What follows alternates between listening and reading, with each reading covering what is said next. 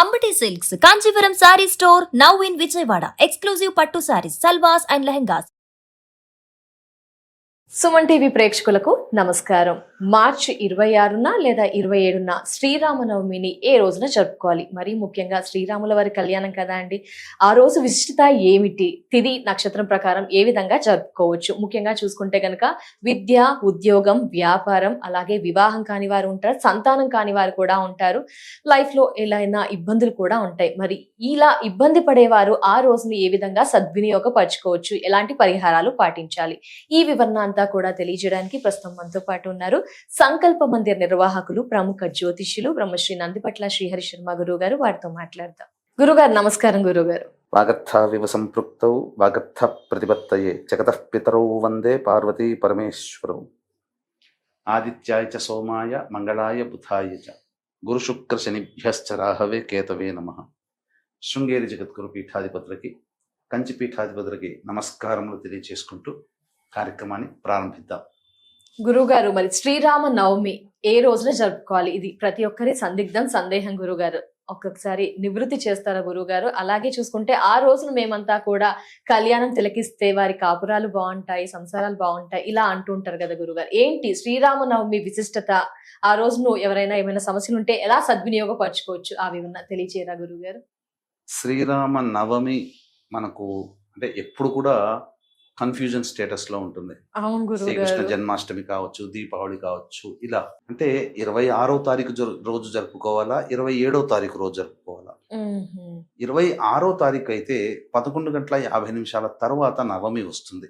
నవమి అంటే మధ్యాహ్నం పూట జన్మించారు కాబట్టి నవమి 12:30 నవమి ఈ 26వ తారీఖు రోజున ఉంటుంది కాబట్టి మరి తిథి ప్రకారం చేసుకుంటే 26 నాడు చేసుకోవాలా?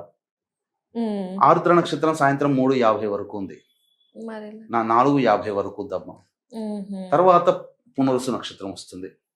మరి పునరుసు నక్షత్రం ఉండి నవమి తిథి ఉదయం 10:38 వరకు ఉన్నది 27వ తారీఖు. పైగా 4వ పాదంలో జన్మించారు పునరుసు నక్షత్రం కాబట్టి మధ్యాహ్నం సమయానికి 4వ పాదం ఉంటుంది. కాబట్టి నక్షత్ర ప్రకారం చూసుకున్న దీనికి ప్రామాణికంగా మనము ఈ శ్రీరామ నవమిని 27వ తారీఖు రోజునే జరుపుకోవాలి. 27 గురుగారు. ప్రధానంగా గమనించుకున్నట్లయితే ఈ యొక్క 27వ తారీఖు రోజున శ్రీరామ నవమి సందర్భంగా మనం కళ్యాణాలు చేస్తాం. అవును గురుగారు. కానీ భారతదేశ వ్యాప్తముగా శ్రీరామ నవమికి సంబంధించినటువంటి ఉత్సవం, జయంతి ఉత్సవములు భారతదేశం మొత్తంగా జరుపుకుంటే కేవలం తెలంగాణ, ఆంధ్ర, కర్ణాటక, తమిళనాడు కొన్ని పరిసర ప్రాంతాల వారు మాత్రం వివాహ మహోత్సవాన్ని జరుపుతారు. ఇది మనకు భద్రాచలం రాముల వారు నిర్మించినటువంటి రామదాసు ఉన్నారు కదా, ఆ రామదాసు ఏర్పరిచినటువంటిదిగా మనకు చరిత్రలో చెప్పబడుతుంది. ఇక అప్పటి నుంచి రామదాసు ఏర్పరిచిన విధానాన్ని బట్టి కళ్యాణాన్ని జరుపుకోవడం అనేటువంటిది మనకు ఆచారంగా వస్తుంది. ఎందుకనంటే సీత, లక్ష్మణ, ఆంజనేయ సమేత రాముల వారు విగ్రహం మనకు లభించింది దమ్మక్క ద్వారా సంబంధించినటువంటిది కాబట్టి, అంటే మొత్తము వివాహ తదనంతరం ఏర్పడినటువంటి వ్యవస్థ భద్రాచల రాముల వారిది లభించడం, బాలకుడుగా లభించిన విగ్రహం కళ్యాణం. అంటే వివాహం అయిన తర్వాత ఉన్నటువంటి విగ్రహం మనకు లభించింది కాబట్టి ఇక స్వాముల వారి జన్మతిథి రోజున కళ్యాణం జరుపు. ఇది సాధారణంగా ఎవరైనా చేసుకోవచ్చు అమ్మా. కానీ అసలు శ్రీరాముల వారి కళ్యాణం మాత్రం పాల్గొన శుద్ధ పౌర్ణమి, పాల్గొన పౌర్ణమి మనందరం హోలీ పండుగ జరుపుకుంటాం కదా, ఆ రోజున స్వామి వారి కళ్యాణం అయింది. మరి ఇప్పుడు చేసుకుంటాం కదా, ఇది జన్మతిథి రోజు బట్టి చేసుకుంటారు.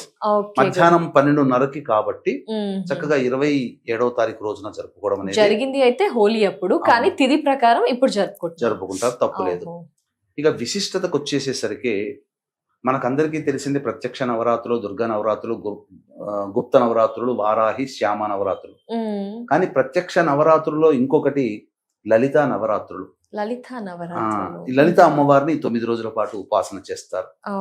అంతేకాకుండా ఈ యొక్క నవరాత్రులలో ఆఖరిదైనటువంటి నవమి తిథికి చాలా ప్రత్యేకం. అంటే రోజు రోజు గడుస్తున్న కొద్దీ తిథికి బలం పెరిగితే 9 రాత్రులు కాబట్టి నవమి తిథికి చాలా సంపూర్ణమైనటువంటి బలం చేకూరుతుంది. పైగా చైత్ర శుద్ధ నవమి రాముల వారు పుట్టక ముందు నుంచే లలితా నవరాత్రులుగా ఆరాధన చేయడం. ఈ చైత్ర శుద్ధ నవమి కోటి సూర్యగ్రహణాలు కలిస్తే ఎంత బలమైన సమయమో ఒక్క నవమి రోజున అంత సమయంగా చెప్పబడి ఉంది. కాబట్టి వీక్షించేటువంటి ప్రేక్షకులు అందరూ కూడా ఈ రోజున సద్వినియోగపరుచుకోండి. తప్పకుండా దేవతానుగ్రహాన్ని పొందే ప్రయత్నం చేయండి. వివాహ సమస్యలు, దాంపత్య సమస్యలు, ముఖ్యంగా ఉద్యోగము, పదవి లాంటి సమస్యలు, అలాగే సంతాన సమస్యలు ఉన్నటువంటి వాళ్ళు ఈ రోజున కొన్ని నియమాలు, పరిహారాలు కనుక పాటించుకున్నట్లయితే తప్పకుండా మీ సమస్యలు దైవం మనుష్య రూపంలో దైవమే మనకు సహాయ సహకారాలు అందిస్తుందని చెప్పొచ్చు. ఇక వీక్షించేటువంటి ప్రేక్షకులకు కూడా ఈ సంబంధించినటువంటి శ్రీరామ నవమి రోజున అందరూ ఎంతో భక్తి ప్రపత్తులతో చేసుకుంటారు.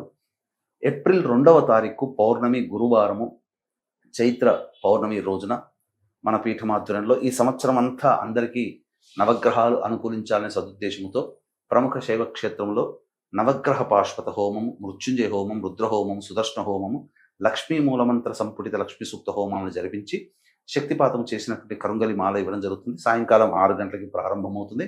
కాబట్టి ఏప్రిల్ 2వ తారీఖు రోజున మధ్యాహ్నం 3 గంటల లోపల ఈ కార్యక్రమంలో మీరు గోత్రనామాదులు నమోదు చేసుకోవచ్చు. ఇక ఈ రోజున ఉదయమే అనగా బ్రహ్మ ముహూర్త కాలంలోనే 4 లేదా 5 గంటలకల్లా నిద్రలేచి కాలకృత్యాదులు తీర్చుకొని చక్కగా శ్రీరామ పట్టాభిషేకానికి సంబంధించిన చిత్రపటం దొరుకుతుంది. దానికి చక్కటి పూలమాల వేసి ఆవు నేతితో దీపారాధన చేసి రామ అష్టోత్తరం 3 సార్లు, విష్ణు సహస్రనామ పారాయణం చేయాలి. ఇక ఈ యొక్క 27వ తారీఖు నాడు చేసుకుంటాం కదా, 26వ తారీఖు ముందు రోజు రాత్రే ధూమపానము, మద్యపానము, మాంసాహార భోజనం నిషేధం, అలాగే దాంపత్యము కూడా నిషేధము. కటిక ఉపవాసం ఉండాల్సిన పని లేదు. భూషయనం చేస్తే మంచిది. 27వ తారీఖు రోజున ఎలాగో పొద్దున పూట చెప్పిన విధానంగా చేసి ఆ రోజున శ్రీరామనామ జపాన్ని శ్రీరామ శ్రీరామ శ్రీరామ అనే నామ జపాన్ని అందరూ కూడా పఠించాలమ్మా. ఇక మధ్యాహ్నం 11:30 కల్లా స్వాముల వారి కళ్యాణం ప్రారంభమవుతుంది. 12:30 కల్లా మాంగళ్య ధారణ ఇవంత అవుతుంది. వీలైతే మన దగ్గరలోని దేవాలయంలో ఈ కార్యక్రమంలో పాలు పంచుకోవచ్చు. లేదా తప్పకుండా మనము చేతనంత సహాయ సహకారాల కార్యక్రమంలో ఉండాలి. వినియోగించిన మన ద్రవ్యం వినియోగించిన, మన సేవ వినియోగించిన చాలా. సాయంత్రం వరకు కూడా ఈ యొక్క ఉపవాస నియమాన్ని పాటించి 3-4 గంటల తరువాత మిరియాలు, బెల్లం పానకం ఇచ్చినటువంటిది తీసుకొని ఉపవాస విరమణ చేసి మళ్ళీ సాయంకాలం చక్కగా కాళ్ళు చేతులు కడుక్కొని దగ్గరలోని విష్ణు దేవాలయం కానీ రామాలయానికి చేరుకొని ఆ స్వామికి మనస్ఫూర్తిగా నమస్కారం చేసి అర్చన చేయించుకొని ఇంటికి వచ్చి చంద్రుని చూసి భోజనం చేసినట్లయితే తప్పకుండా ఆ రాముల వారికి అనుగ్రహం కలుగుతుంది. ఇక ఉదయం నుంచి రాముల వారి కళ్యాణం వరకు సమయం దొరుకుతుంది కదా. ఉద్యోగ సంబంధముగా ఇబ్బందులు పడుతున్నటువంటి వాళ్ళు శ్రీరామ పట్టాభిషేకం అని రామాయణంలో ఒక భాగం ఉంటుంది. ఆ శ్రీరామ పట్టాభిషేక సంబంధించినటువంటి వివరాన్ని 108 సార్లు పారాయణం చేయాలి. అలాగే దాంపత్య సమస్యలు అనేటువంటి ఉన్నవాళ్ళు ఉంటారు కదమ్మా. కాబట్టి వివాహం అయిన దారభ్యత, రాముల వారు వనవాసం సీతా లక్ష్మణ సమేతముగా వనవాసం చేసి అక్కడ రావణాసురుడు అమ్మవారిని అపహరించడం, తర్వాత మళ్ళీ అయోధ్యకి రావడం, ఆనందకరంగా దాంపత్యాన్ని జీవించడం, ఇవన్నీ కూడా దాంపత్య సమస్యలు ఉన్నటువంటి వాళ్ళు ఈ యొక్క ఘట్టాన్ని ఆ రోజు పారాయణం చేయాలి. ఇక్కడ సకలమైనటువంటి కష్ట నష్టాలు ఎదుర్కొనేటువంటి వాళ్ళు, ఈ కష్టం తీరితే బాగుండు అనుకునేటువంటి వాళ్ళు సుందరకాండ పారాయణం చేయాలి. ఎన్నిసార్లు? ఒక్కసారి చేసినా చాలా. ఇక ప్రధానంగా సంతాన సమస్యలతో బాధపడేటువంటి వాళ్ళు రావణ సంహార తదనంతరం విభీష లక్ష్మణ సీతా సమేత ఆ మొత్తము అంగబలంతో కూడుకొని అయోధ్యకి వస్తారు కదా. అయోధ్యకు వచ్చిన దారభ్యత, పట్టాభిషేకము, దాంపత్యము, సంతానం కరణం వరకు ఉన్నటువంటి ఘట్టాలని ఒక 3 సార్లు పారాయణం చేసినా చాలా. ఈ విధంగా చేస్తే సకల దోషాలు తొలగిపోతాయి. ఈ రోజున చాలా బలమైనటువంటి ముహూర్తమైన రోజుగా చెప్పడంలో ఏమాత్రం సందేహం లేదు. ఇక అవకాశం ఉంటే ఏప్రిల్ 2వ తారీఖు రోజున మన పీఠమాధ్వర్యంలో జరిగే సర్వదోష నివారణ పూజల హోమాల్లో మీ గోత్రనామాదులు నమోదు చేసుకొని కరుంగలి మాలని మీరు సొంతం చేసుకోవచ్చు. ధన్యవాదాలు గురుగారు. శ్రీరామ నవమి విశిష్టత, పాటించాల్సిన పరిహారాలు, ఆ రోజు యొక్క ప్రత్యేకత తెలియజేసినందుకు ధన్యవాదాలు గురుగారు. నమస్కారం. సర్వం శ్రీ ఉమామహేశ్వర పరబ్రహ్మార్పణమస్తు.